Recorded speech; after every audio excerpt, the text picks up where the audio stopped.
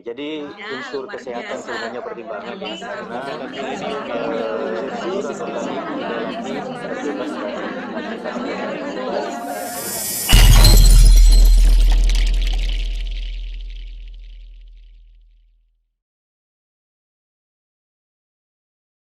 Oke, shalom teman-teman yang dikasih Tuhan, Ika STTP Tani. Saya bersyukur hari ini atau malam ini hari Senin tanggal 13, betul ya? 13 Juli Ya. 2020. Nah, kita mau ngobrol-ngobrol. Temanya kali ini adalah melayani bukan hanya di mimbar. Ya, narasumber kita kali ini adalah Ibu Dinar Tambunan. Nah, kalau dari nama Tambunan pasti ini dari Kalimantan. Enggak, deng, Sumatera. Iya. Orang Batak, Bu. Hala kita. Ya. Kalau kita, iya. Horas. Horas. Sudah menikah, putranya satu, usianya 3 tahun, nanti tanggal 23 katanya. Ya, melayani di Miracle Center, tepatnya di Manyar Tirto, itu deket sekolah kita ya berarti ya. Manyar Tirto Ya, itu ya. dekat. Ya, melayani Ya. untuk anak-anak kebutuhan khusus, autis, PIS, terus apalagi delay ya. Atau delay itu Ya. belum bisa bicara kalau sudah usia 20 tahun, 2 tahun, 20 tahun. Ya, terus Asperger gitu ya. Namanya bener ya kalimat Ya. saya ini? Asperger, ADHD. Ya, Asperger itu kayaknya yang interaksinya buruk ya, atau interaksi sosial, punya masalah di interaksi sosial gitu ya, betul ya? Ya, hampir sama dengan autis lah. ADHD itu sulit memusatkan perhatian. Umek kayak bahasa Surabaya Ya. nih. Nah, kita Iya, akan jumlah betul, siswanya tahun ini 30 orang ya. Ya cukup banyak ya. Nah, Iya. Bapak Ibu Saudara yang dengar atau rekan-rekan kita bisa juga hubungi di websitenya www.tempatterapiautis.com atau tempatterapiautis.com. Ya, sebelum kita lanjutkan, Ibu Dinar Tambunan, saya pimpin dalam doa, setelah itu nanti kita sharing ya. Kita akan ngobrol-ngobrol rohani, kalau nggak didahului dalam doa kayak nanti berbahaya. Mari kita berdoa. Tuhan, terima kasih malam ini kami bersyukur buat Ibu Dinar yang menjadi narasumber kami. Berkati apa yang kami bicarakan, supaya apa yang kami bicarakan menjadi berkat buat kami semua. Melengkapi kami, pendengar-pendengar, secara khusus alumni IKA ini. Dalam nama Yesus. Amin. Nah, pertanyaan paling mendasar, mengapa sih Ibu Dinar sengaja mengambil tema ini? Seberapa penting tema ini yang pengen disampaikan kepada kita semua, pesan atau message-nya? Ya. Kenapa gitu ya? Dulu saya sih dulu berpikir ya, waktu pas masuk STT, saya bermimpi jadi hamba Tuhan gitu. Pakai jas ya. Wow. Terus Pakai berdiri jas. di depan mimbar gitu kan. Terus mengatakan, "Wah, shalom," gitu. Saya sempat bermimpi seperti itu gitu, dan ambisi ya, ambisi banget gitu ya. Dan pada waktu itu kan kita idealis ya, jadi hamba Tuhan yang besar gitu, seluruh ke bangsa-bangsa gitu ya. Tapi pada waktu itu memang saya diutus ke Jember ya, jadi saya pelayanan di Jember. Dan notabene dia itu pengusaha yang dalam keadaan terpuruk begitu ya, tapi dia ada gereja di belakang rumah gitu ya, dan saya waktu itu jadi full timer, satu-satunya full timer di sana gitu. Saya melayani gitu ya di sana tanpa ada istilahnya gaji ya, tanpa ada persembahan begitu ya. Itu PK, saya jalani selama nggak ada PK, betul.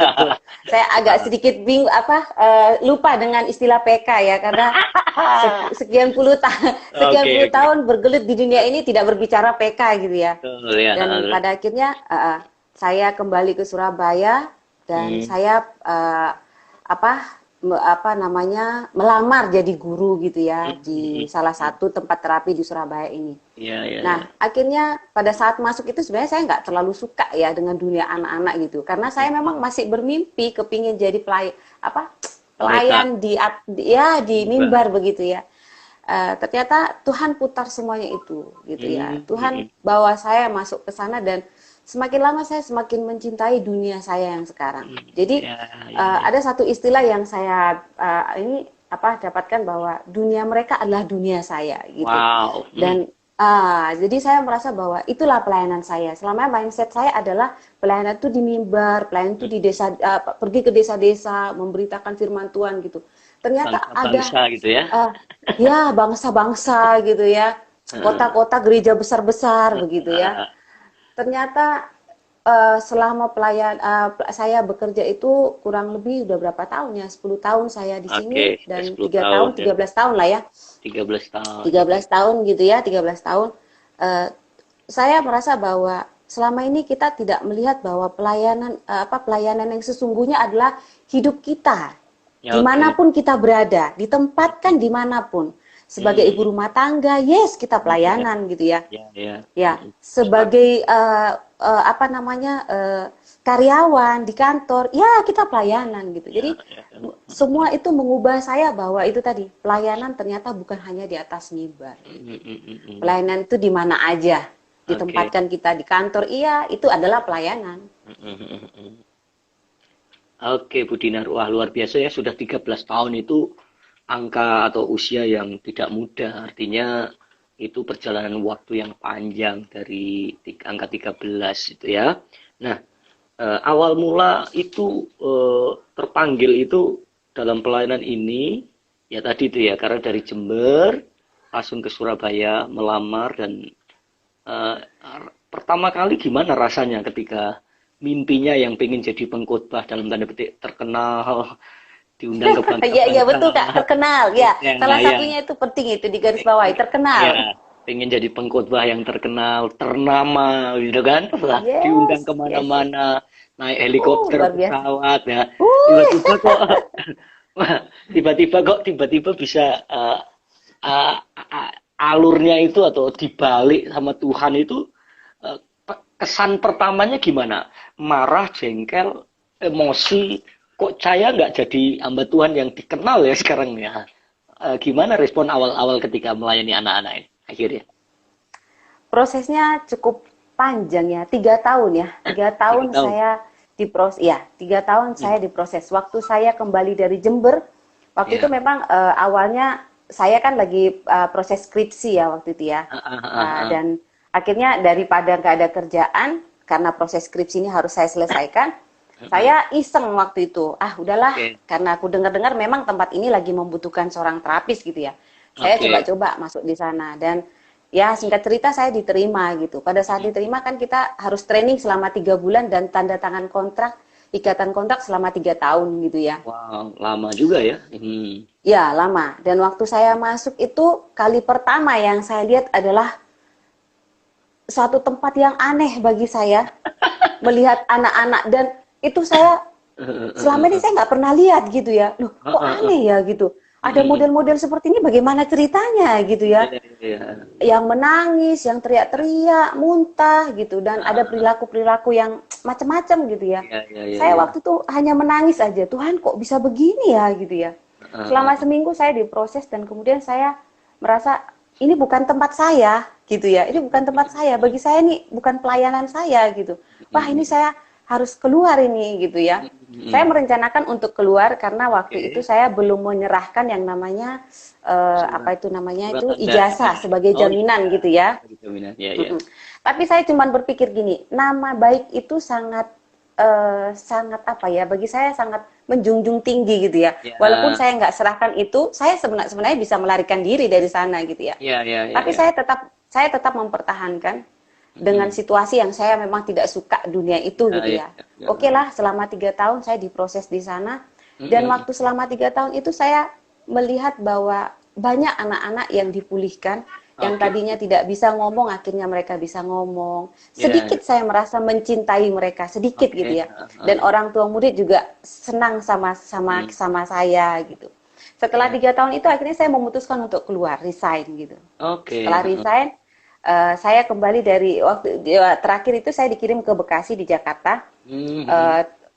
Setelah itu saya kembali ke Surabaya, saya bergabung dengan yang namanya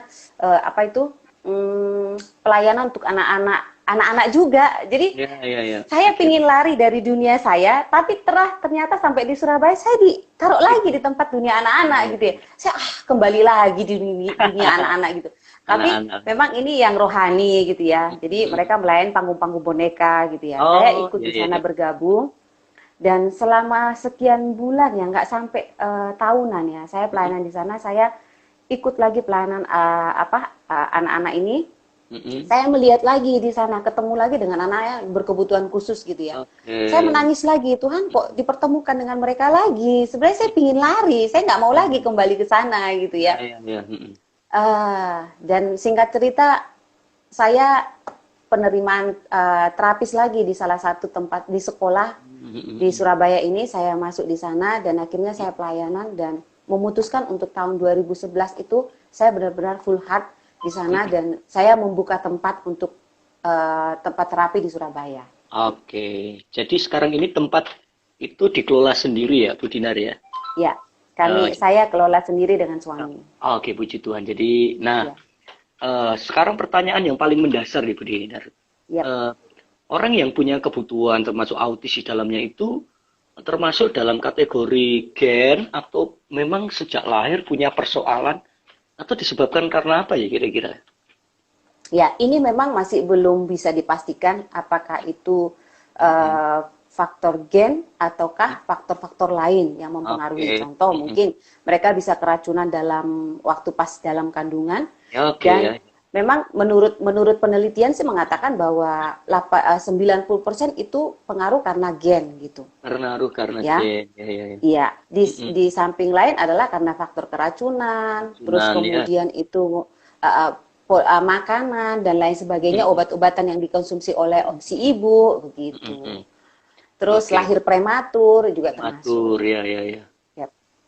Ini pengalaman saya aja, saya melihat beberapa anak yang autis itu rata-rata malah punya latar belakang ekonomi yang cukup menengah ke atas keluarganya. Betul. Apakah memang kenyataan yang pernah yang sekarang ini dihadapi oleh Bu Dinar, iya atau memang enggak gitu maksudnya? Saya sebenarnya gini ya. Enggak juga ya? Iya, betul. Memang enggak juga. Karena tempat-tempat terapi yang seperti yang saya kelola sekarang ini memang tanda kutip kutip didatangi dengan orang-orang yang punya ekonomi yang mampu gitu. Tapi di sisi lain sebenarnya yang kita tidak lihat gitu ya, tidak mengamati gitu ya. Saya sebagai terapis juga sebenarnya melihat bahwa orang-orang yang tidak mampu itu kebanyakan mereka akhirnya terapi di rumah sakit yang ada pelayanan BPJS-nya. Tapi kalau kita berkunjung di sana, ternyata banyak Kak, banyak banget. Jadi rupanya anak-anak autis ini ya tiap tahun mungkin juga akan ada ya, selalu akan ada ya. Dan survei membuktikan, survei membuktikan sih selama saya buka ini selama 10 tahun ya, itu 1 bulan itu minimal 3 atau 5 orang yang datang untuk observasi. Observasi ya. Nah, tingkat pendidikan berapa tahun biasanya di tempatnya Bu Dinar nih, di tempat Miracle Center? Kita tidak ada batasan. Pendidikan yang paling lama itu memang untuk untuk anak-anak kita kan melihat ya mereka ini ada yang parah, ringan dan sedang. Nah, kalau yang sudah parah, otomatis kan mereka membutuhkan pendampingan seumur hidup ya Kak ya. Jadi otomatis daripada mereka di rumah tanpa ada arahan, kegiatan, akhirnya mereka lebih baik diterapikan di tempat seperti kami ini begitu. Berarti sampai usia berapapun harus diterima ya? Iya, benar Kak, harus kita terima. Apalagi tergantung tingkat keparahannya ya. Jadi, tapi bisa sembuh nggak ya? Atau memang tetap pada posisinya, tetapi dia bisa punya kontrol-kontrol emosi yang lebih berbeda ketika sudah diterapi? Kalau sembuh sih tidak bisa ya Kak. Saya sih secara total kita tidak bisa sembuh. Tapi 95% bisa diminimalis lah perilaku-perilaku itu dengan diet, dengan terapi. Kalau orang tua konsisten menjalankan diet dan terapi, ya perilaku yang tadinya tidak terkontrol akhirnya bisa lebih terkontrol. Memang ya ada yang saya sering menemui itu anak-anak yang unik, aneh, dan hiperaktif ya. Model-model kayak gitu ya. Memang kalau orang nggak punya panggilan ke situ, nggak punya passion, dan mungkin dalam tanda petik nggak dijongkrok ke Tuhan karena kamu ada di situ, rasanya agak sulit ya. Kalau saya pun termasuk saya, mungkin saya aja selama puluhan tahun melayani itu belum pernah melayani sekolah minggu. Jadi kalau disuruh melayani sekolah minggu mungkin nyerah juga karena saya tahu calling saya nggak di situ. Saya bisa membayangkan Bu Dinar dan suami dan mungkin stafnya juga kalau ada panggilan di situ, saya bisa meyakini 2-3 hari udah cabut. Betul ya? Betul, Kak. Betul. Ya, Bu Dinar, ini pertanyaan selanjutnya. Kendala utama apa yang dirasakan melayani mereka ini? Kendala. Jadi dulu awal-awal kan pengen lari nih. Nah, setelah ini kan sudah punya rasa cinta ya. Nah, pernah nggak ngalami masa-masa boring gitu? Bosan gitu kira-kira? Lelah. Ya, boring. Lelah itu pasti. Boring itu udah pasti gitu ya. Kendala yang paling utama sih sebenarnya orang tua ya, gitu ya. Kenapa saya bilang orang tua? Ya, karena pada saat kita terapi, melewati proses terapi, otomatis kan kita sebagai terapis tahu kan, oh ini faktornya karena pola makan, ya. Nah, waktu kita kerjasama dengan orang tua dan mengatakan, Bu, ini tolong didietkan, ya gitu ya. Kadang-kadang orang tua tidak mau terima, gitu kan. Tidak mau terima dan tidak mau repot. Begitu ya. Kalau diet kan, kalau diet kan otomatis makanannya ya itu-itu aja, tidak boleh makan sembarang kayak kita gitu. Nah, orang tua kan harus masak untuk mereka dan harus masak untuk anak yang berkebutuhan khusus gitu ya. Nah, pada saat kita terapi, kalau butuh diet anaknya supaya kita terbantu pada saat terapi perilakunya lebih tenang, ya belajarnya juga lebih dapat gitu ya. Tapi kadang-kadang orang tua pada saat kita tanya, Bu, ini tadi makan apa gitu ya? Oh, tadi makan kerupuk, maaf Bu Dinar kebobolan gitu. Wah, itu selama seminggu Kak, nanti bakalan teriak-teriak, jambak rambut, marah-marah, tantrum dan lain sebagainya. Ya. Jadi gitu ya. Jadi memang harus ada sinergi antara pengajar sama orang tua itu kerjasama yang baik ya, supaya anak ini cepat terselesaikan perkembangannya. Pernah nggak ada kejadian-kejadian yang sangat menjengkelkan di kelas? Ya, artinya perkelahian itu mungkin tiap hari ya, atau kejadian apa yang paling memilukan gitu, sampai orang tuanya komplain gitu. Kejadian yang memilukan sampai orang tua komplain itu ya ada pernah salah satu terapis kita ya. Sebenarnya dia mungkin iseng, menurut saya sih iseng ya. Jadi anak ini marah gitu ya. Nah, dia jadi dipegang gini telinganya kan putih ya anaknya ya. Dan kemudian akhirnya memerah gitu ya. Memerah dan orang tua komplain ke saya. Dan waktu itu memang akhirnya ya saya selesaikan, tapi orang tua sampai ya kita main saya laporkan ke polisi dan lain sebagainya gitu. Memang anak ini tantrumnya luar biasa, dia bisa nyakar kita, bisa jambak, bisa gigit gitu ya, dia bisa pukul-pukul dirinya dan dia tidak merasa sakit gitu ya. Nah, terapi saya ini sebenarnya hanya iseng aja, tapi itu jadi memerah dan orang tua tidak terima. Nah, itu sih yang paling berkesan sampai sekarang gitu. Berarti Ibu Dinar ini secara akademisi untuk terapis ini otodidak atau masih punya pernah sekolah? Ada nggak sekolahnya? Atau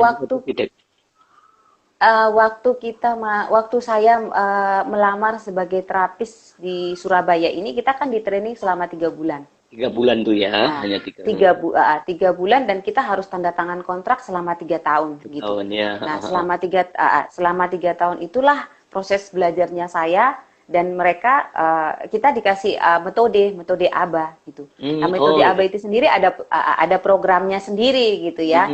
Dan kita masing-masing sudah ada program dikasih sama pihak sekolah, pihak tempat terapi gitu. Dan kemudian akhirnya tahun berapa ya? Tahun 2015 saya kuliah lagi S2 untuk ngambil master psikologinya. Psikologi ya, karena lebih ke jiwa ya. Oke, Iya, jadi betul. lebih lanjut itu yang 3 bulan itu bersertifikat tapi ya tentunya ya. Ya, kita ada Oke, sertifikat ABA. ABA ya. Jadi itu Ya, bersertifikat secara lanjut kita ambil psikolog karena itu berkaitan dengan kejiwaan seseorang ya. iya, Oke, betul luar Kak. biasa sekali ya teman-teman, sahabat Ika atau alumni baik yang ada di Jawa, luar Jawa, bahkan luar negeri kalau ada ya luar planet kalau mau bertanya. Amin. Jangan. Kalau mau bertanya silahkan ada di kolom komentar berkaitan dengan anak-anak yang punya kebutuhan khusus. Kita sebut sebagai anak berkebutuhan khusus ya, bukan anak yang rewel, Iya, nakal, karena memang dia butuh butuh butuh perhatian diperlakukan khusus. secara khusus ya. Jadi Ya, silakan siap. rekan-rekan, thank you banget yang sudah bergabung. Memang agak sulit membaca ketika kamera kita terbalik, tapi saya mencoba. Ada Mas Bawe, ada Mbak Kiki, ada Mbak Athena, ini yang di Jakarta, Surabaya, Sidoarjo, ada Kak Sari. Saya pernah mendengar faktor makanan ketika ibu hamil sangat mempengaruhi lahirnya anak autis. Betul atau tidak ini, Ibu Dinar? Faktor makanan ketika Eh, ibu hamil. betul Kak. Jadi Betul. pola makan juga sangat menentukan ya, apalagi di kota besar gitu ya. Ya, ya, ya. Kota besar ini kan polusinya sangat besar Ya, ya, pengaruh ke polusi ya. makanan ya. Apalagi Ya, makanan-makanan yang kita konsumsi sekarang ini kan banyak junk, pengawetnya, ya makanan-makanan apalagi siap junk food ya. saji. Junk food itu ya. Yes. Ya, belum Ya, lagi ikan yang kita makan, apalagi kalau sudah di kota ini kan, ya apa itu betul. namanya? Apa sih namanya itu? Tembaga lagi. Mm-mm. Apa itu? Merkurinya sangat tinggi, ya. Ada merkurinya ya. Merkuri sangat tinggi. Jadi itu sangat Sayuran, berpengaruh. sayuran juga disemprot pestisida, betul nggak? Iya, betul, Ya, betul sekali, Kak. Ya, itu sangat makanya kalau berpengaruh. kalau beli sayur di tempatnya misepsi. Jadi pertanyaannya Kak Sari, Ibu Sari yang di Labuan Bajo, terjawab sudah Siap. bahwa ada faktor makanan juga, bahwa faktor makanan mempengaruhi, apalagi kan banyak orang hamil itu kalau ngidam aneh-aneh ya Ibu Dinar ya. Benar, Aneh-aneh, nggak benar, masuk benar. akal, nggak realistis ya, dan suaminya dibikin repot hanya karena ini. Dan ini mitos mungkin ya, kalau nggak makan ini nanti ngiler anaknya. Ya, namanya anak Mitos, itu Kak. ngiler, mitos kan? Namanya anak ngiler itu Setuju. biasa kan? Orang tua Itu ngiler itu anak baru bahaya. sebenarnya gini, secara ilmu gini, anak ngiler itu kan pada dasarnya karena tumbuh gigi, bukan Betul, karena pada ya, saat kita hamil tidak ya, nggak, makan sesuatu hal yang kita inginkan gitu. ya Jadi betul. ngidam itu pun sebenarnya mitos gitu Nggak kan. ada ngidam itu Enggak kan? ada. Apalagi Keinginan ngidamnya makan. aneh-aneh ya kan? Ngidamnya Iya, sebenarnya aneh-aneh. kita makan. Ya, kita makan di rumah pun yang sehat-sehat kalau kita paksakan tidak Ya, mengikuti keinginan kita, sebenarnya ya, bisa, Kak. ya, Bukan ya, ngidam ya. namanya. Ya, Gitu. ya. Jadi ngidam itu mitos, ngiler itu mitos. Apalagi ngidamnya Iya. ngidamnya pengen ke bulan, ya, itu kan kasihan suaminya ya. Nah, selamat bergabung Ibu Faye ya. Terus banyak lagi sekali ya Bapak Bima. Ya silahkan rekan-rekan. Kak Sari, ternyata anak autis itu kebanyakan sebenarnya anak yang tingkat kecerdasannya cukup tinggi. Benar ya, Bu Dinar? Ya, betul. Betul. Ya, benar. Memang anak-anak yang kita pegang sekarang ini banyak ya. Kurang lebih 70% saya bilang mereka setelah bisa berbicara, daya Iya, ya. ingatnya mereka itu sangat Oh, kuat sekali gitu. luar biasa ya. Autis ada dua ya, autis dengan ADHD. Kalau ADHD kan deficit attention ya. Jadi Ya, perhatiannya mereka itu mengalami pendek lah ya perhatiannya. ya, ya, Tapi ya. jangan salah, walaupun mereka tidak mengamati, melihat gitu ya, Mm-mm. daya cara teknik belajar mereka kan auditori dan auditori ya. Jadi Ah, mendengarkan aja mereka sudah bisa menyimpan gitu. Apalagi kalau oh, kita kasih bahasa ya. Kalau oke. bahasa apapun itu satu Lebih kali cepat ya. pelajaran itu mereka bisa nyimpan. Oke, Ya, benar Kak. bahasa asing itu Itu saya cerdas setuju. sekali ya. Oke. Iya. Ah, berarti kalau mereka ini besar, cenderungnya mereka itu kerja di bagian apa biasanya Bu Dinar? Selama ini pengamatan Ibu.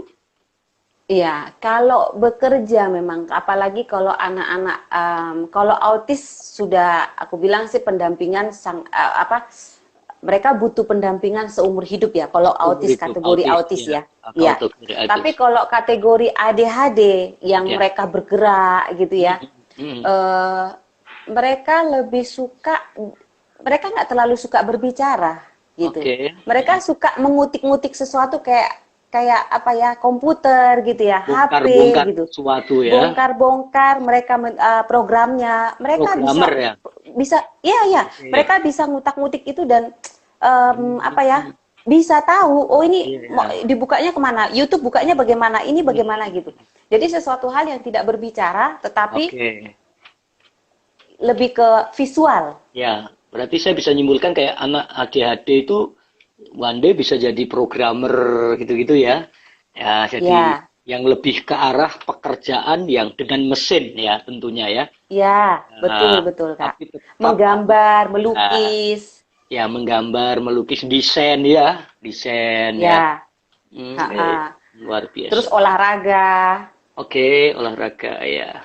Ya, Ibu Niluh Gede itu sudah terjawab bahwa pertanyaan Ibu bahwa memang anak-anak autis itu punya EQ atau kepintaran biasanya lebih di atas rata-rata. Ya, silakan rekan-rekan yang mau bertanya. Oke, Bu. Ini sedikit bicara tentang bagaimana dengan anak-anak yang dititipin ke Miracle Center ini dengan kisaran berapa misalnya pembiayaan dengan budgeting atau apa yang orang tua misalnya nitip kira-kira ada nggak tarif khusus dan lain sebagainya yang disampaikan oleh sekolah, bukan hanya tempat ibu ya, sekolah di sekolah-sekolah yang lain, apakah itu normali seperti sekolah-sekolah yang lain atau ada pengecualian atau ada tingkatannya karena ini parah dan lain sebagainya. Oh enggak, kalau tingkatan kondisi parah tidak ada tingkatan, tapi kita Iya. lebih melihat paket jamnya ya. Oh, Jadi paketannya paket-paket kita ya. itu paket jam seminggu berapa kali. Jadi Oke. minimal kita itu paket 2 jam seminggu 3 kali gitu. Oke, Sorry, seminggu ya, seminggu 3 kali. Dan seminggu kemudian 3 ada kali, paket 4 jam, 4 ya jam. seminggu 3 kali, seminggu 4 kali, seminggu 5 kali, sampai dengan seminggu 6 kali. Oke, ya, ya, ya. Jadi Ya. sistemnya adalah hitungannya per jam ya. Jadi ambilnya Iya, kita paket, per jam. ambil berapa. Oh, ini paket ini gitu ya. Jadi Ya, kita baru tahu ya, harus ada pengeluaran biaya. Dalam betul. satu kali pertemuan tuh biasanya berapa jam di tempat? Satu kali pertemuan kita minimal 2 jam, Kak. 2 jam ya, oke. Nah, dalam Iya, durasi 2 jam. 2 jam itu biasanya apa saja yang dikerjakan atau dilakukan oleh trainer atau terapis tentunya Mm-mm. ketika mereka Ya, berjumpa, apa yang dilakukan di pertemuan awal itu biasanya apa yang dilakukan? ya. Pertemuan awal itu sebelum masuk terapi, kita Mm-mm. observasi dulu, saya observasi dulu nanti anaknya, keluhannya seperti apa, ya. Oke. Kalau memang anaknya masalahnya dia di bicara, kita Mhm. akan fokus lebih kepada bicara. Oke, Kalau ya. ternyata bicara dan perilaku, ya dalam 2 jam Mhm. itu kita akan apa Mhm. namanya, menerapi anak ini terapi perilaku dan terapi bicaranya. Gitu. Mhm. Mhm. Kalau dia kebutuhannya seperti ADHD sudah bisa berbicara, tapi Mhm. fokusnya masih kurang, ya kita latih nanti di konsentrasinya dia. Oke, Gitu. ya, ya, ya, ya. Oke. Ya, setiap anak ini mempunyai apa namanya, mempunyai program masing-masing. Ya, Gitu. ya, ya, ya.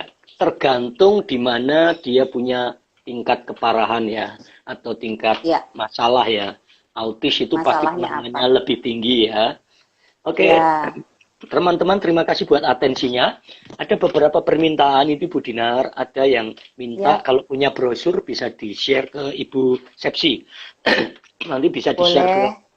rekan-rekan yang lain. Nah, ini mungkin pengecualian ya, Bu. Ini kesaksian Ya, dari Bu Sari di Labuan Bajo. Bahwa ada anak autis ya, sembuh total karena mujizat. Nah, kalau sudah bicara mujizat, kita sudah tidak bisa menyangkal karena kita masih ya, mempercayai. benar. Tetapi Ya, mungkin ada ya, beberapa anak yang tidak mengalami itu ya, Bu ya. Jadi sepakat ya dengan itu ya. Kalau mujizat kita mempercayai kalau ada anak yang dapat mujizat, ya bersyukur. Wah, itu luar biasa. Oke. Yep, setuju Kak.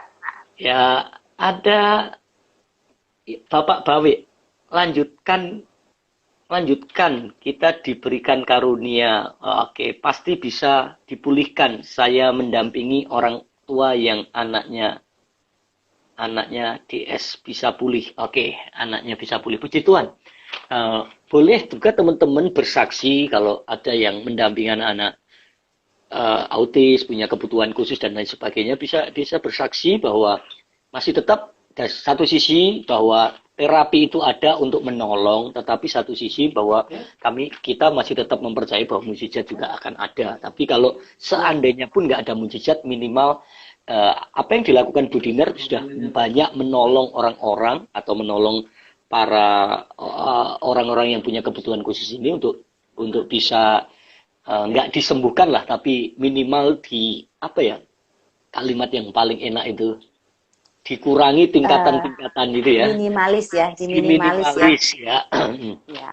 Tapi kalau mujizat, kita percaya masih ada mujizat ya. Tetapi kalau seandainya tidak mengalami itu, di terapis pun tidak ada salahnya. Nah, rekan-rekan kalau misalnya ada hal-hal yang pengen ditanyakan, pengen di-sharekan berkaitan dengan apa yang sudah disampaikan Bu Dinar malam ini, silakan ada di kolom komentar. Dan kita masih punya banyak waktu. Kita sudah di angka 24.2, artinya kita masih ada waktu kurang lebih 20 menit untuk kita bisa ngobrol 18 sampai 20 menit. Ya, oke. Bu Dinar, bagaimana awal Ibu membangun terapis ini? Modal apa yang pertama kali, berapa modalnya? Ya, modal nekat Kak. Memang ya orang Surabaya ya, bonek ya. Ya, bonek. Sudah darah Jawa soalnya ya. Oke ya, udah kebanyakan makan tahu tempe penyet ya. Betul Kak. Kalau ditanya soal modal sih sebenarnya kita cukup tempat dan kemudian yaitu tadi panggilan ya. Panggilan. Itu aja sih, tempat dan memang itu panggilan kita. Karena kalau bukan panggilan saya rasa jangan deh coba-coba gitu ya. Karena menghadapi anak-anak seperti ini butuh kesabaran. Terus berapa orang yang membantu sebagai terapis di tempat Ibu sekarang ini?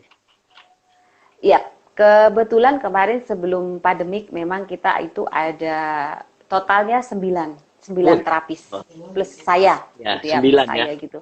Nah, sekarang pertanyaannya gini, biasanya satu orang itu bisa nangani berapa anak yang berkebutuhan khusus dalam masa-masa di kelas itu?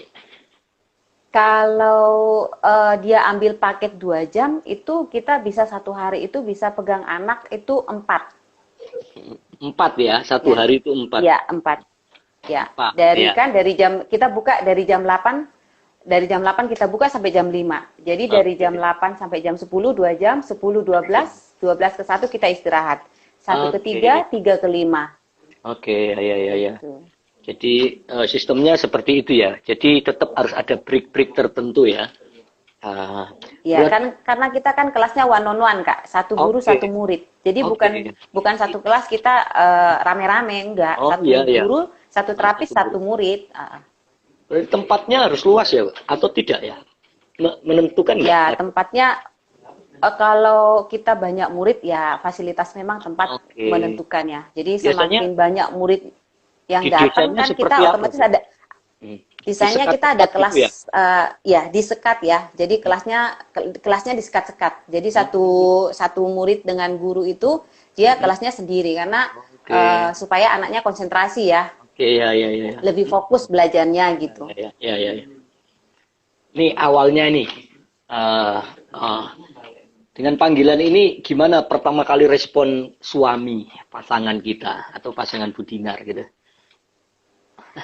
Saya mengawalinya dulu itu waktu kami masih pacaran ya. Jadi masih pacaran gitu ya.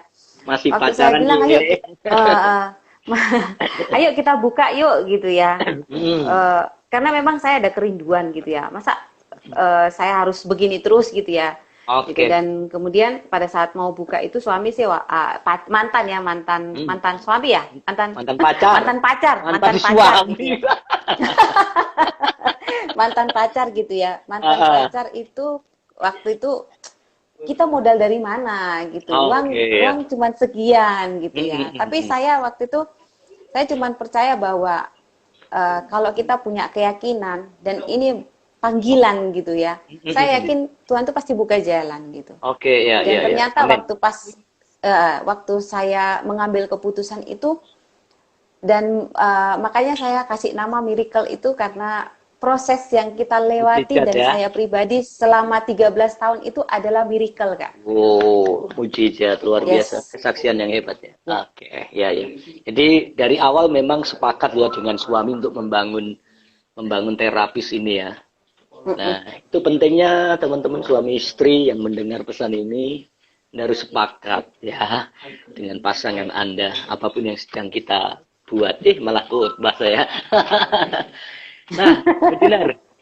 Putranya kan baru 3 tahun nih. Ya, anak yang 3 tahun kan baru lucu-lucunya.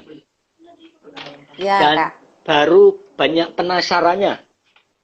Tentunya ya. Iya, betul. Nah, pertanyaannya yang kadang-kadang membingungkan. Nah, dengan mama papanya bekerja sebagai terapis, anaknya kan otomatis juga melihat tuh orang-orang dalam tanda petik yang aneh menurut pandangan dia. Pernah nggak nanya-nanya sesuatu, Ma, ini orang ini ngapain sih, Ma? Ini kok gini? Pernah nggak kawan kayak gitu?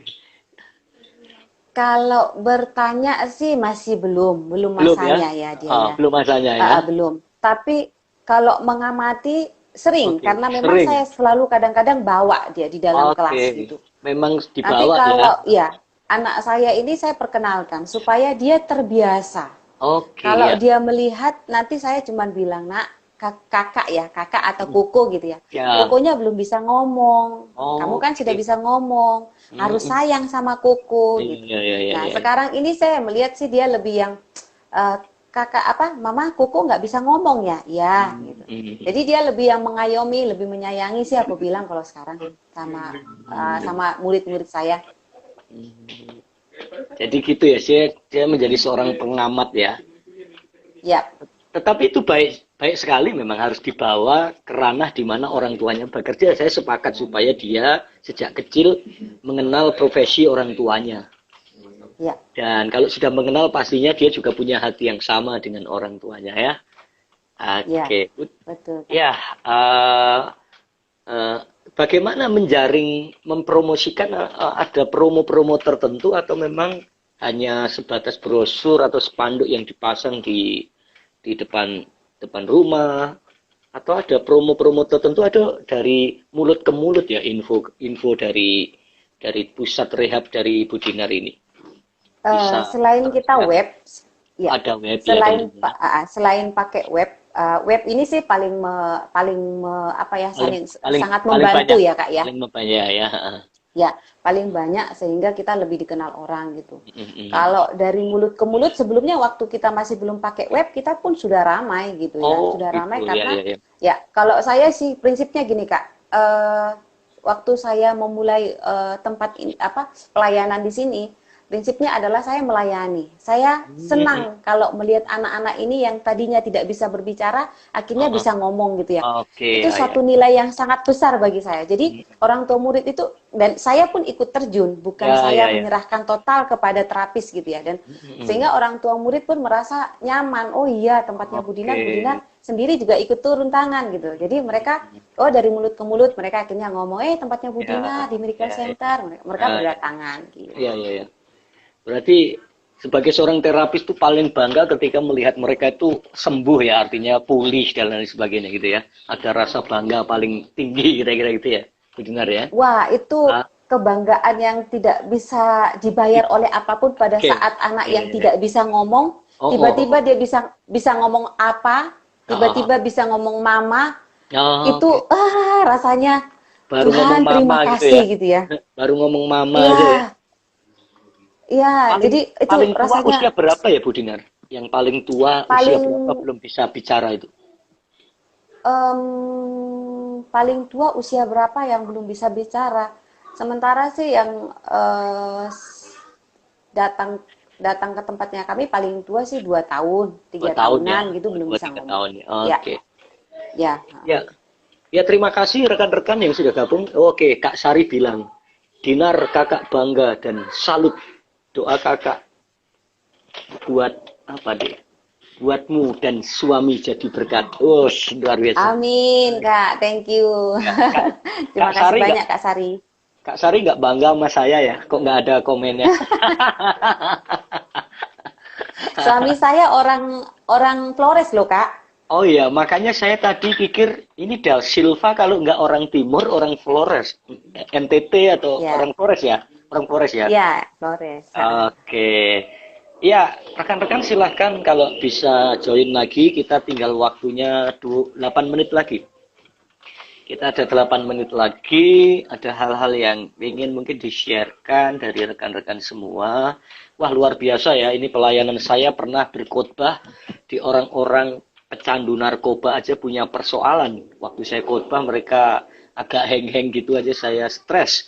Saya bisa membayangkan kalau saya terjun di tempatnya Bu Dinar mungkin ketika buka pintu saya udah langsung pulang. Oke, kakak baca. Ya, kakak baca. Oke, kak baca apa nih? Sangat terberkati dengan sharing. Oke, sharing apa ini? Sejak umur berapa anak-anak diketahui memiliki kebutuhan khusus? Ya, silakan Bu Dinar. Sejak umur berapa anak-anak diketahui memiliki? Harusnya sejak dini ya. Salah satu yang perlu diamati adalah pada saat anak lahir, apakah dalam waktu dia pada 3 bulan ya, berarti setelah dibawa pulang 3 hari di rumah sakit ya, dibawa pulang, seminggu kemudian anak ini auditori akan semakin peka ya. Jadi pada saat ada suara-suara dari luar ataupun mungkin ada suara-suara yang bikin dia kaget, dia akan kaget gitu ya. Dia tuh suka gini gitu. Salah satu yang harus diamati orang tua atau ibu muda gitu ya. Amati kalau itu tidak kaget, itu sebuah pertanyaan yang harus diwaspadai. Kalau anaknya tidak kaget, ya cuek gitu ya. Dan kemudian pada saat dia tidur di usia 5 bulan ke atas, kemudian dia suka senyum bermimpi. Kalau itu juga flat tidak ada, itu juga perlu diwaspadai. Jadi tanda-tanda itu ya. Ya, kemudian di usia 3 bulan ya, 3 bulan, 4 bulan itu anak kan sudah mulai bisa melihat ya. Sudah kalau dipanggil, udah mulai senyum-senyum, panggil nama, mau noleh gitu ya. Dia berusaha mencari mainan mana, kalau kita kasih mainan gitu ya, dicari gitu ya. Kalau itu dia tidak berespon, maka itu juga perlu diwaspadai. Terus pada saat dipanggil nama usia 3 bulan dia cuek, itu tetap harus diwaspadai.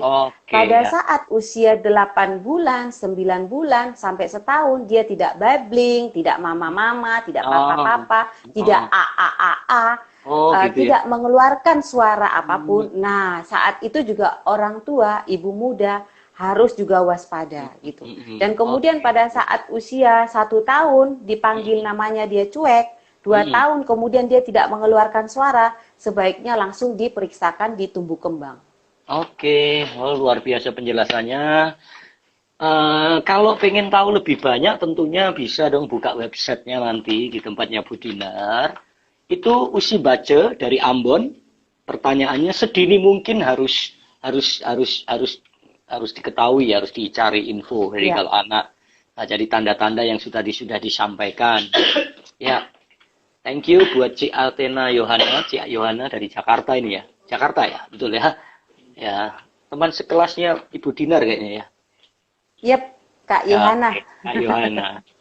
Wah, ini kayaknya kontraktor ya, kontraktor besi atau apa ini?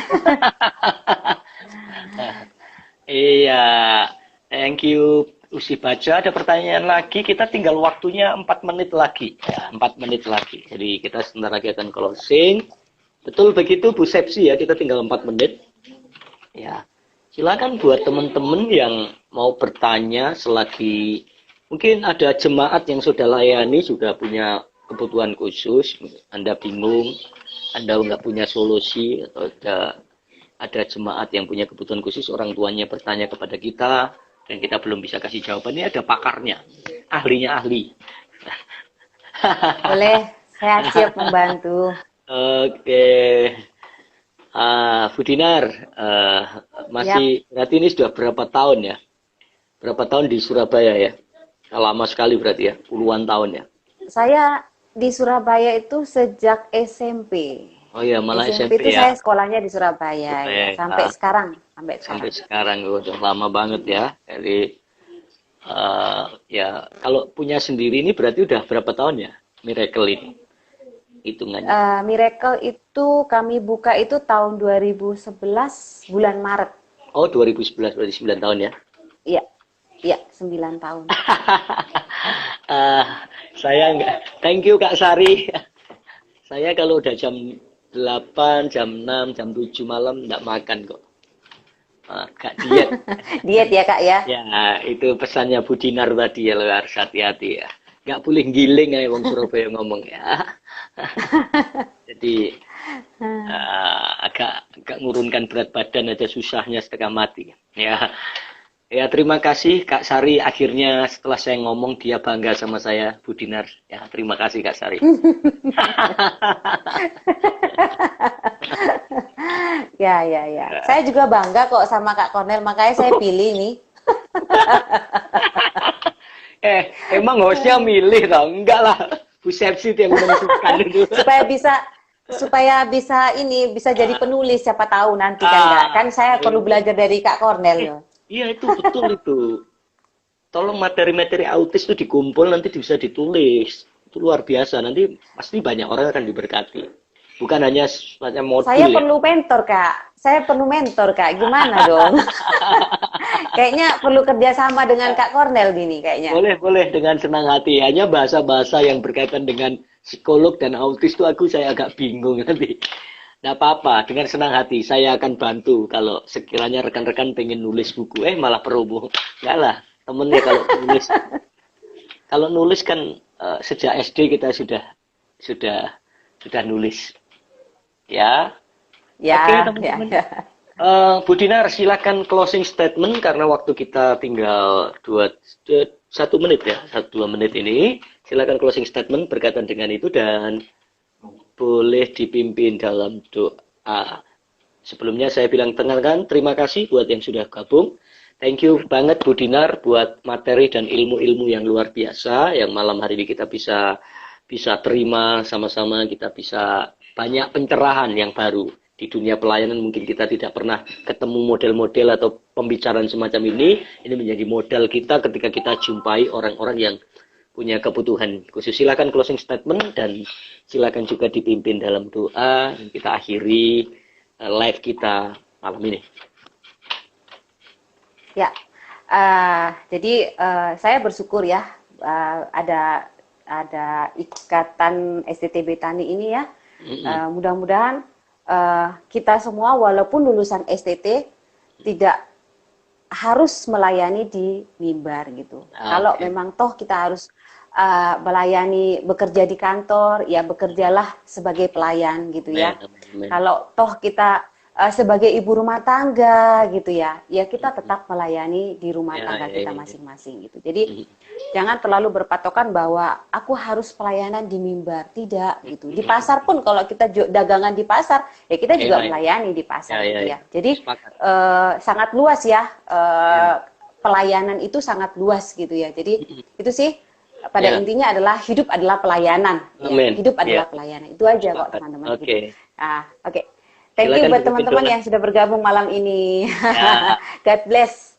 Ya, kita tutup dalam doa ya. Oke, terima kasih Tuhan Yesus buat malam hari ini bahwa setiap kami Tuhan panggil sangat luar biasa dan Kau mengaruniakan karunia yang luar biasa kepada setiap kami pribadi, masing-masing pribadi Tuhan.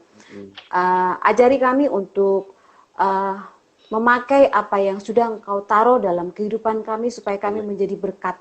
Dan berkat ini sangat luas Bapak, bukan hanya kami berkata atau menjadi pelayan atau menjadi pastor, tetapi kehidupan kami ini menjadi berkat dimanapun kami berada, dimanapun kami Tuhan tempatkan Tuhan.